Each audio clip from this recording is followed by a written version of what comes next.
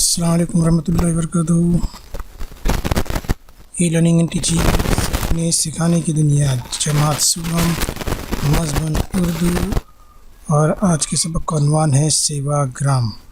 تو آج ہم اس کے سوالات و جوابات کریں گے۔ چلیے شروع کرتے ہیں۔ سبق نمبر 15 سیوا گرام۔ پہلی ہدایت ہے ایک جملے میں جواب لکھیے۔ پہلا سوال ہے گاندھی جی کہاں رہتے تھے؟ جواب ہے گاندھی جی شہر وردھا سے کچھ دور ایک گاؤں سیوا گرام میں رہتے تھے۔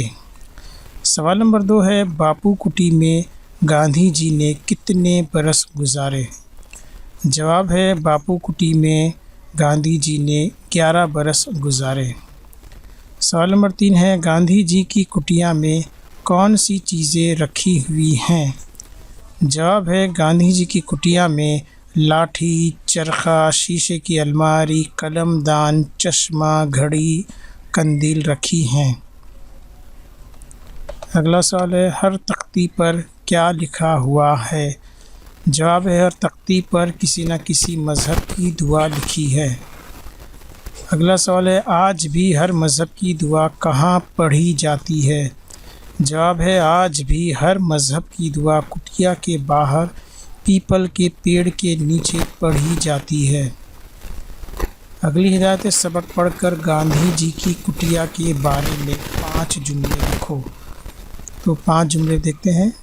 پہلا جملہ ہے یہ مٹی اور بانس کی بنی ہوئی ایک جھوپڑی ہے، اس کی چھت کویلو کی ہے۔ تیسرا جملہ ہے ایک چوکی پر گاندھی جی کی قندیل رکھی ہے۔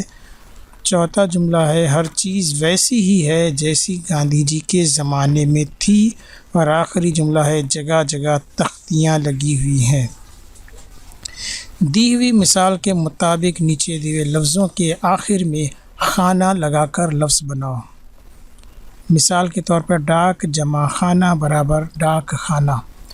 تو یہاں پر کچھ الفاظ دیے ہیں جیسے دوا ہے، کتب ہے، مہمان ہے، باورچی ہے، ان کے آگے خانہ لگانا ہے اور نیا لفظ بنانا ہے۔ تو پہلے بناتے ہیں دوا سے، دوا جمع خانہ برابر دوا خانہ۔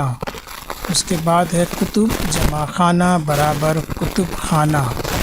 اسی طرح مہمان جمع خانہ برابر مہمان خانہ۔ اس کے بعد ہے باورچی جمع خانہ برابر ہو گیا باورچی خانہ۔